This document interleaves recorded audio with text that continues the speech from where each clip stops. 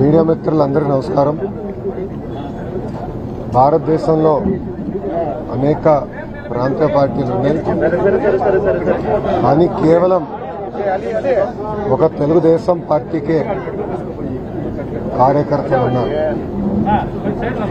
ఆ పసుపు జెండా చూస్తేనే మా లాంటి కార్యకర్తలకి ఒక ఎమోషన్. మన జరిగిన మహానాడులో కూడా చాలా స్పష్టంగా కార్యకర్తలే మా అధినేత అని డిక్లేర్ చేసుకునే ఏకైక పార్టీ తెలుగుదేశం పార్టీ. నాడు నేడు ఎప్పుడు కార్యకర్తలకు అండగా నిలబడేది తెలుగుదేశం పార్టీ. 2014లో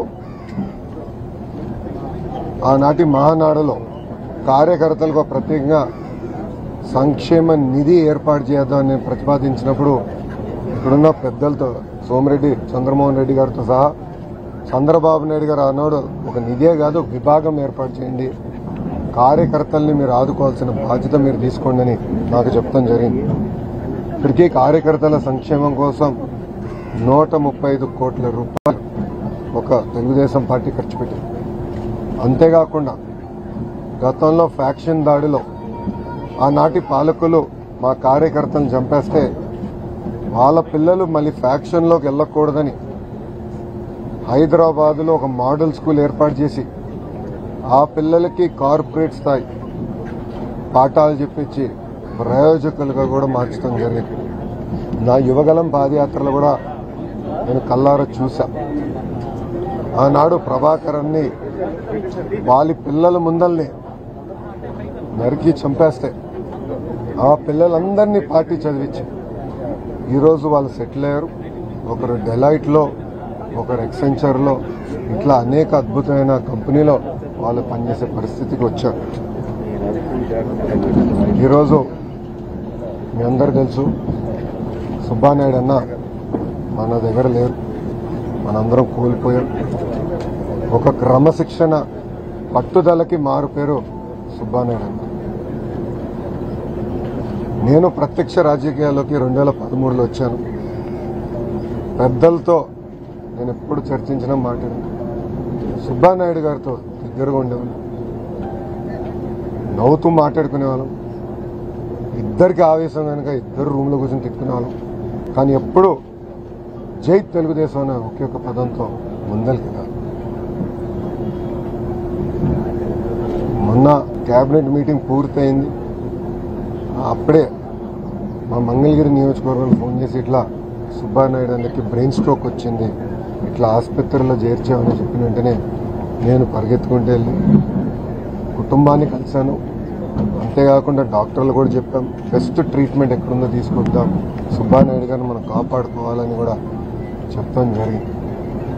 కానీ చాలా బాధాకరమైన విషయం ఏంటంటే ఆయన్ని మనం ఈరోజు కోల్పోయాం. అంతేకాకుండా అది చూసి భానుని కూడా తెలుగుదేశం పార్టీ కోల్పోతాం చాలా చాలా బాధాకరం. వాస్తవంగా చెప్పాలంటే మన నియోజకవర్గంలో ఒక బలమైన నాయకుడిని, రాష్ట్రంలో కూడా బలమైన నాయకుడిని ఈరోజు తెలుగుదేశం పార్టీ కోల్పోతాం జరిగింది. ఒక మండల పార్టీ అధ్యక్షుడిగా, పార్టీ ఉపాధ్యక్షుడిగా, ఏకంగా ఈరోజు ఒక కార్పొరేషన్ చైర్మన్గా సుబ్బానాయుడు గారు పార్టీకి, ప్రజలకి అనేక సేవలు అందించారు. 2019 నుంచి 24 వరకు ఆనాటి పాలకుల పైన పెద్ద ఎత్తున ఆయన యుద్ధం కూడా చేశారు. దాంట్లో నన్ను కూడా భాగస్వామ్యం చేసుకుంటూ జరిగింది. నేను చూశాను, ఆనాడు కరుణాకర్ వాళ్ళ ఇల్లు, ఆ భూమి ఒక వైకాపా నాయకుడి ఇంటికి ఎదురుగా ఉంది, దారి చిన్నగా ఉంది, దారి పెద్దగా ఉంటే బాగుంటుందన్న ఆలోచనతో కరుణాకర్ కుటుంబాన్ని వేధించి కరుణాకరే ఆత్మహత్య చేసుకునే పరిస్థితి తీసుకొచ్చారు గత పాలకులు. ఆనాడు సుబ్బానాయుడు గారి నాయకత్వంలో మేమందరం ఇక్కడికి వచ్చి కుటుంబానికి అండగా నిలబడతామే కాదు, ఎవరి దగ్గర అయితే వాళ్ళ భూమి పత్రాలు తాకట్టు పెట్టి ఇచ్చారో అది సుబ్బానాయుడు గారు సొంత డబ్బులు ఖర్చు పెట్టి ఏడిపిస్తాం కూడా జరిగింది. దాని తర్వాత మా జాతీయ అధ్యక్షులు వారు, గౌరవ ముఖ్యమంత్రి చంద్రబాబు నాయుడు గారు నియోజకవర్గానికి ఎప్పుడొచ్చినా ఏ కార్యక్రమం చేసినా పెద్ద ఎత్తున జయప్రదం చేసేదానికి ఒక ఇన్ఛార్జ్గా ఆయన చాలా కష్టపడ్డారు, అద్భుతంగా పనిచేశారు. అంతేకాదు, నేను యువగలం పాదయాత్రలో నేను నియోజకవర్గం వచ్చినప్పుడు నాతో 5 రోజులు 3 పూటలు నాతోనే ఉన్నారు, నాతో కలిశారు. నియోజకవర్గ సమస్యల గురించి మేము చర్చించాం, జిల్లా సమస్యల మీద చర్చించాం. అంతేకాకుండా జిల్లాలో నేను ఎక్కడ పాదయాత్ర చేసినా ఎంతో నాతో కలిసి నడిచారు. జిల్లా దాటి వేరే జిల్లాలకు వెళ్ళినప్పుడు కూడా 10 రోజులకు ఒకసారి వచ్చి కలిసి నేను ఎలా ఉన్నాను, పాదయాత్ర ఎలా జరుగుతుందని ప్రత్యక్షంగా ఆయన కూడా చూస్తాం జరిగింది. ఇది మాకు ఒక పరీక్ష, కుటుంబానికి ఒక పరీక్ష. మాకు దేవుడు కూడా శక్తి ఇచ్చాడు జయించేదానికి. కుటుంబానికి అండగా నిలబడతమే కాదు, కుటుంబాన్ని రాజకీయంగా పైకి తీసుకొచ్చే బాధ్యత తెలుగుదేశం పార్టీ తీసుకుంటుంది. ఒక జాతీయ ప్రధాన కార్యదర్శిగా నా బాధ్యతలు నేను నిర్వహించడం జరుగుతుంది. కొంతమంది కావాలని దుష్ప్రచారం చేస్తాం, కొంతమందిని కించపరిచే విధంగా పోస్టులు పెడతాం, ఇవన్నీ నేను గమనిస్తున్నా.